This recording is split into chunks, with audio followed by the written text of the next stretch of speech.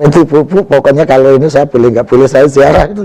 Oh iya ya udah 100 hari saya ziarah. Nah ini di NU ini yang menarik ini Pak Jaya. Ini bukan cerita mistis tapi ini kebiasaan yang terjadi di NU Pak Jaya.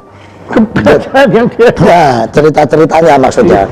Saya setelah 100 hari waktu itu saya ingat bulan April saya ziarah ke Gus Dur. Ini perasaan saya Pak Jaya. Begitu saya duduk, saya ziarah ila hadratin Nabi Al-Fatihah ila ruhi Gus Dur Al-Fatihah baca doa. Perasaan saya itu Pak Jaya. Gus Dur itu datang dan sambil senyum-senyum itu bilang, "Kon niku lho tro apa jajak ndonga ning kene." Jadi kata Gus Dur, "Aku itu kon dongakno kon diwaiso." Karena kamu ngapain doa di sini? Saya kamu doain dari mana saja bisa, kata Gus Dur. Sudah kamu pulang, kamu nyapu jalan aja. Tugas kamu nyapu jalan gitu. Ini perasaan saya begitu Pak Nyapu Jaya. jalan. Menyapu jalan. Setelah selesai tahlil doa, saya bingung ini apa maksudnya Gus Dur perintah nyapu jalan itu gitu.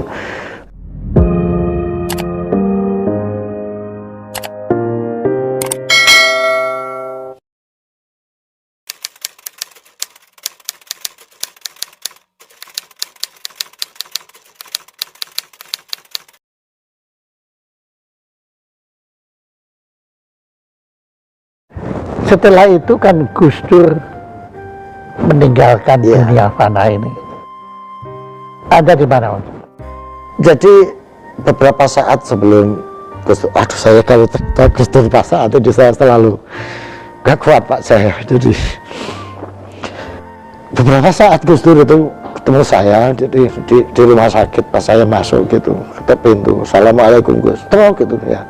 Saya laporan bahwa saya udah selesai S3 Gus, saya mau ujian disertasi gitu. Saya pamit di rumah sakit. Begitu saya pamit bahwa saya udah mau ujian disertasi, Gus Dur langsung peluk saya. "Alhamdulillah terus kamu selesai," dia ngomong gitu.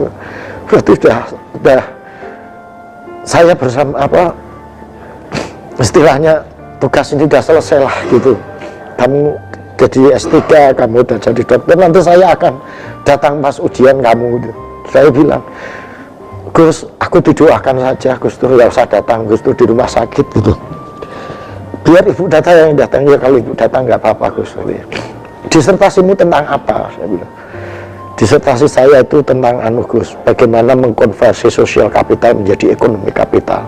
Jadi bagaimana sosial kapital, simbolik kapital yang namanya agama ini bisa dikonversi menjadi ekonomi kapital."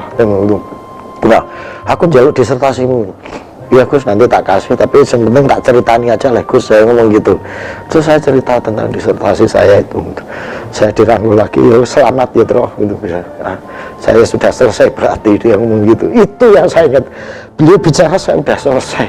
Itu yang kadang saya aduh ya speechless semua gitu Pak Jaya. Jadi dan saya merasa bahwa sumpah saya untuk keliling Nusantara untuk meneruskan jejak beliau itu belum dicabut gitu loh gitu. Nah pas beliau meninggal, itu yang menarik. 25 Desember saya tuh konser Pak Jaya. Waktu itu konser di perbatasan, di daerah perbatasan, karena saya keliling. Perbatasan mana? Waktu itu di daerah Karimun, di perbatasan Mbak, karena saya di Karimun, terus kemudian di perbatasan itu saya roadshow konser di beberapa tempat. Programnya waktu itu pariwisata dan ekonomi kreatif, Kemenparekraf. Tanggal 28 itu saya sudah selesai konser. Saya ditawari, "Mas Hasto diperpanjang ya sampai tahun baru." Saya tuh enggak Mbak, saya harus pulang, saya nggak mau diperpanjang, saya pulang aja. "Mas ini soalnya meskipun itu udah selesai tapi ini ada beberapa yang di cancel, itu pengennya Mas Hasto untuk meneruskan." "Enggak, saya pulang aja." Akhirnya 29 saya pulang gitu. 29 saya pulang, 30 itu saya mau jenguk Gus Dur gitu. Sore saya mau jenguk, tiba-tiba ditelepon Gus Dur udah nggak ada.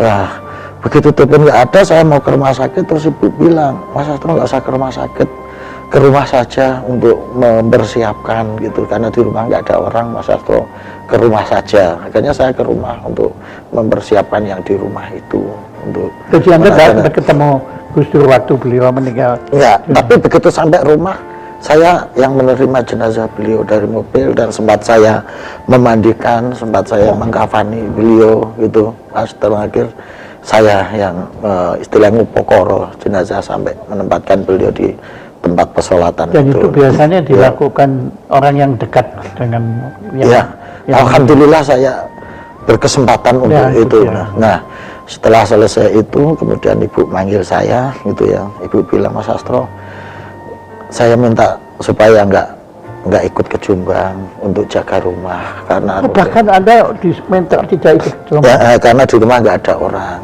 Jadi mewakili keluarga kalau nanti kalau ada yang mau takziah ke rumah untuk tahlilan di rumah gitu. Ya, saya alhamdulillah.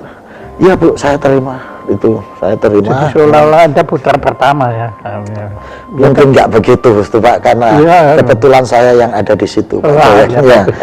Jadi semuanya berangkat ke sana. Sebetulnya yang kepingin jadi putra pertamanya Gus Dur itu saya soalnya.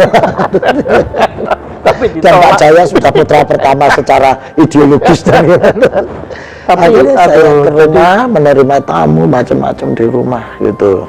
Dan saya sampai 7 harinya, 7 hari saya pamit ibu-ibu, saya tak ziarah ibu, nantilah nunggu 40 hari. Setelah 40 hari saya pamit lagi, nunggu 100 hari Mas Sastro. Setelah 100 hari saya pamit ibu-ibu, pokoknya kalau ini saya boleh nggak boleh saya ziarah itu. Oh iya udah Mas Sastro. 100 hari saya ziarah. Nah ini di NU nih yang menarik ini Pak Jaya. Ini bukan cerita mistis, tapi ini kebiasaan yang terjadi di NU Pak Jaya. Kebiasaan yang nah, cerita-ceritanya maksudnya.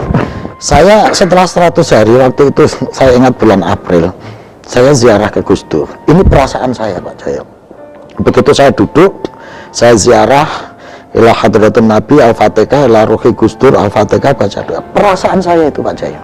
Gus Dur itu datang dan ngambil senyum-senyum itu bilang, kan niku lho tro apa jajak ndonga ning kene. Jadi kata Gus Dur, aku itu kan dongakno kon diwaiso. Karena kamu ngapain doa di sini? Saya kamu doain dari mana saja bisa, kata Gus Dur. Sudah kamu pulang, kamu nyapu jalan aja. Tugas kamu nyapu jalan. Gitu. Ini perasaan saya begitu, Pak Jaya. Nyapu jalan. Menyapu jalan.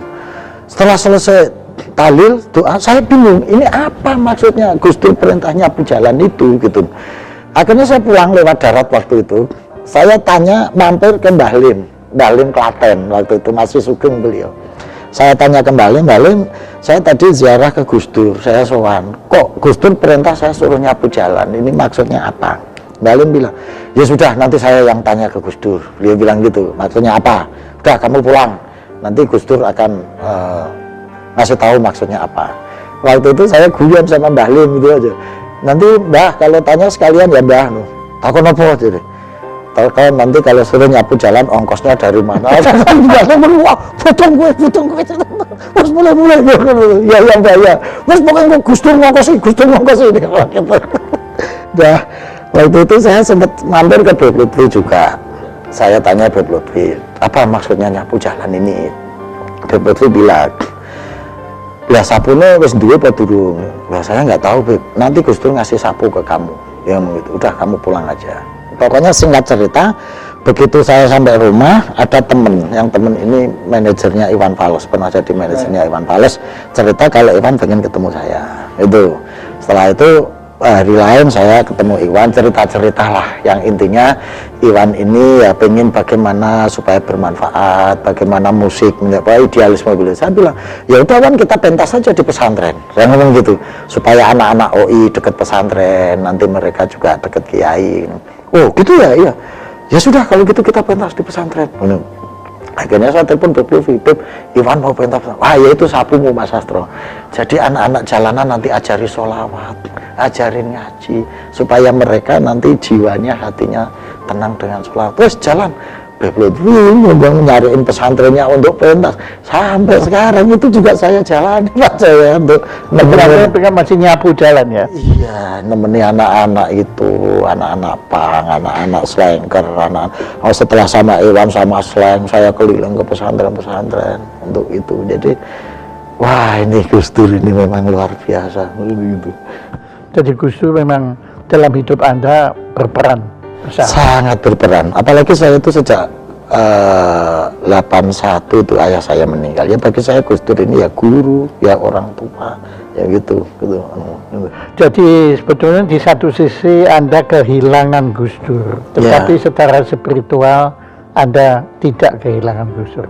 Gus Dur masih hadir. Insya Allah begitu, karena ya pada saat-saat tertentu ketika saya nggak tahu ya entah mimpi atau apa Gus Dur. Anda merasakan itu? Iya, iya begitu. Ya Mas Sastro, Ya, terima kasih. Saya mengucapkan terima kasih Anda berbagi satu kisah persahabatan manusia dengan sesama manusia yang sangat mengharukan Terima kasih dan Pak Jaya. sangat indah. Amin. Terima kasih.